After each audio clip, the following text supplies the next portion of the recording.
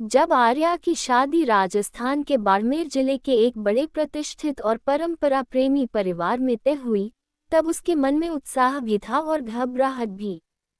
वह खुद जयपुर की रहने वाली थी, जहां जीवन थोड़ा आधुनिक, थोड़ा आसान था।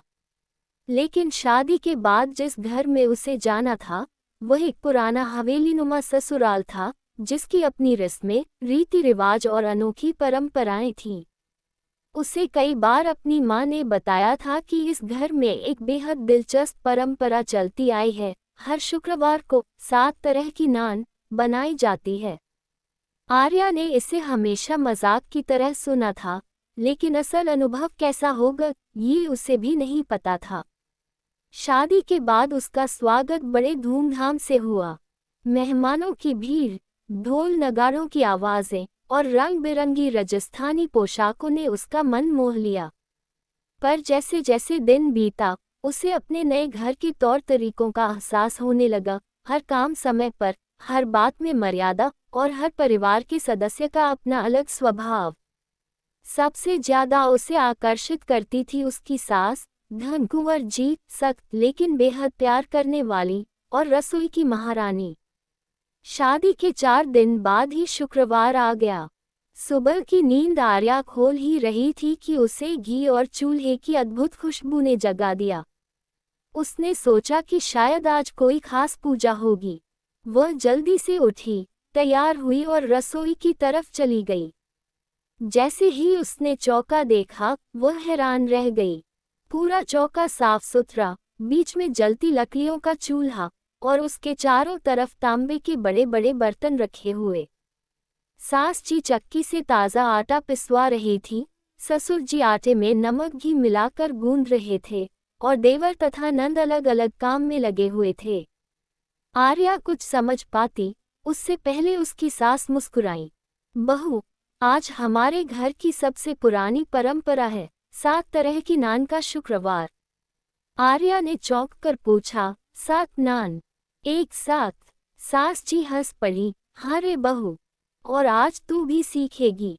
ये सिर्फ खाना नहीं, हमारे घर की पहचान है। आर्या की घबराहट थोड़ी और बढ़ गई, लेकिन घर के माहौल में इतनी ऊर्जा थी कि वह खुद को रोक न सकी।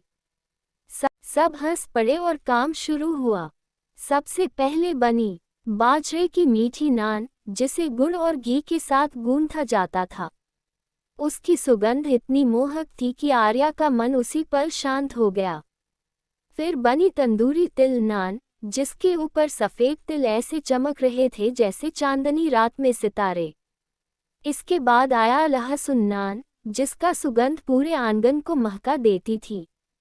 चौथा नंबर था डूंगर नान, जिसे अंगारों के धुएं में पकाया जाता था, जिससे उस पर हल्की सी धुआं खुशबू आ जाया करती। 5वीं बनी माखन नान, नर्म, मुलायम और सफ़ेद माखन की मोटी परत से ढकी हुई। 6ठी थी कोरमा नान, हल्का मसालेदार और बेहद अलग स्वाद वाली। और सबसे आखिर में बनी मलाई नान, जो देखने में इतनी खूबसूरत थी कि आर्या उसे बस देखते ही रह गई।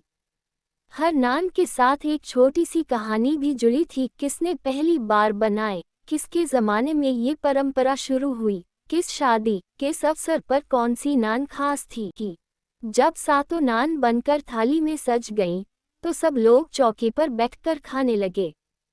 देवर ने फिर मजाक किया, भाभी, पहली बार में 7 ही नान खाने पड़ते हैं, ये नियम है। आर्या हंसते हंसते लाल हो गई।